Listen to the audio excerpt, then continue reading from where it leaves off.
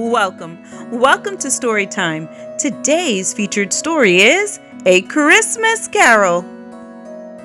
A long time ago, in a city of London, there lived a stingy man named Scrooge. He was very wealthy, but he was also very unhappy because he didn't know how to share. One Christmas Eve, as he sat at his desk, his nephew Fred threw open the office door. "Merry Christmas, Uncle Scrooge! If you won't make me your partner, will you at least come to our party this evening?" "Bah, humbug!" said Scrooge. "Won't you please just go away? Christmas is just like any other day." I wonder if tomorrow might be a holiday?" asked his assistant, Bob Cratchit, nervously. "A holiday? I suppose you would also like pay. Well, forget it. You're not getting a dime."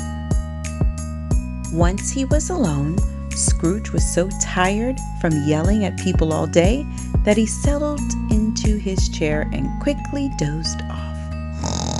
Shoo-wee-wee-wee-wee-wee-wee. A strange rattling and howling roused him from his slumber. It was the ghost of his old partner, Jacob Marley, who used to be just as greedy and stingy as Scrooge. I've come to say you must change, starting today.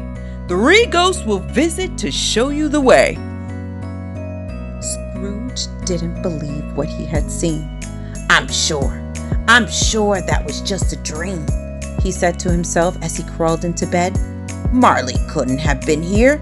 He's long dead." But no sooner did Scrooge fall asleep than a howling began. "Wake up! Wake up! I'm the ghost of Christmas past. I will remind you of who you used to be before you let greed destroy your generosity." Magically, they visited every single Christmas from Scrooge's youth. Scrooge saw the boarding school where he used to be so sad. He saw the lovely girl who left him and made him feel so bad. If only he'd loved her more than money, she would have been so glad. Next came the ghost of Christmas present. It's time to look at something pleasant." Oh, look what they saw. They saw the Cratchit family. Oh, wow, they are happy and loving with no feast and no tree. Tiny Tim, the youngest Cratchit, said, "God bless us, everyone." Scrooge, to his shame, knew that even a poor, lame little boy understood that Christmas was much, much, much, much more than a new toy. "Ha ha ha! It's time to visit your nephew Fred," cried the ghost as he flew through the dark winter night. Scrooge saw his nephew in a room filled with light. There was laughter and family and a sense of delight.